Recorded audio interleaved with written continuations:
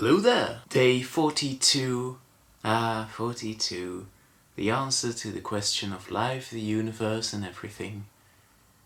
Of the Ewan McGregor-a-thon, and today I will be watching Perfect Sense. And at first, I was dreading this film. The poster looks like the most horrible, cliché, romantic film you could possibly imagine. But then when I was setting it up, I saw a still of Ewan McGregor and Eva Green with masks. I guess this film will be more topical than it should be. And then also, I read the summary on IMDb, and it said something about an epidemic or a pandemic, I'm not sure. So yeah, that should be interesting. So now I am definitely looking forward to it. I hope it won't be the bad romantic film I thought it would be, but there's no way to know for sure. I'll just have to see and find out. I will let you know what I thought of it after I've seen the film. Well, that film was definitely surprising. So I was right that it was more topical than it probably should have been. However, I was definitely wrong that it would be a cheesy, cliché, romantic film. No.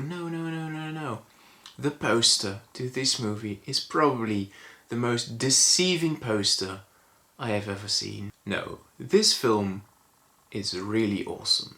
This film is about two people called Susan and Michael. Susan is an epidemiologist and Michael is a chef. They meet, they fall in love, the typical romantic stuff, but meanwhile there's an epidemic or something going on. To be honest, it's not really explained, but that's not the point of the film. The point is, people are losing their sense of smell. And at this point, the film was uncomfortably realistic. Like, people losing their sense of smell, yeah, that's basically going on in real life now.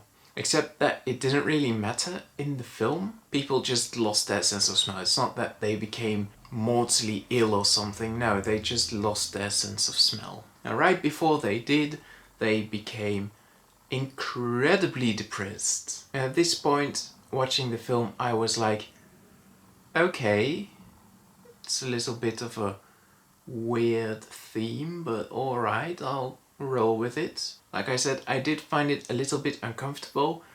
It was a little bit too realistic for my liking. But all of that changed when people lost their sense of taste. At a certain point, people became incredibly lonely. They were bawling their eyes out. They were just like, I don't want to be alone, don't leave me alone. And then they got as hungry as they could ever possibly be, and then they lost their sense of taste. And at this point, watching this film, I could see where it was going. Every time people lose their sense, they get filled with a certain emotion. So far we've had depression and loneliness. Also at this point, I was totally on board. It was one of the coolest premises I could ever think of. And it stayed that way. Then everybody lost their sense of hearing combined with the emotion of rage. And the film ends with everybody losing their sense of vision combined with the emotion of joy.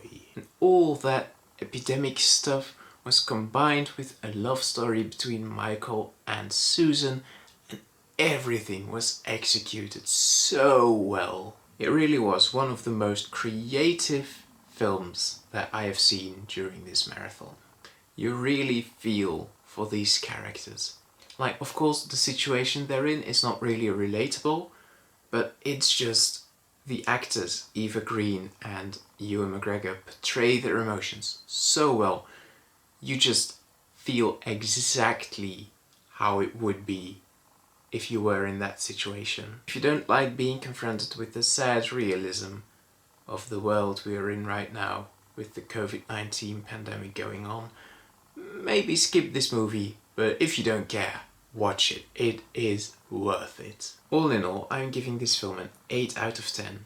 Nothing higher, just because there were some scenes that really made me uncomfortable. For one, there's just a little bit too many sex scenes for my liking.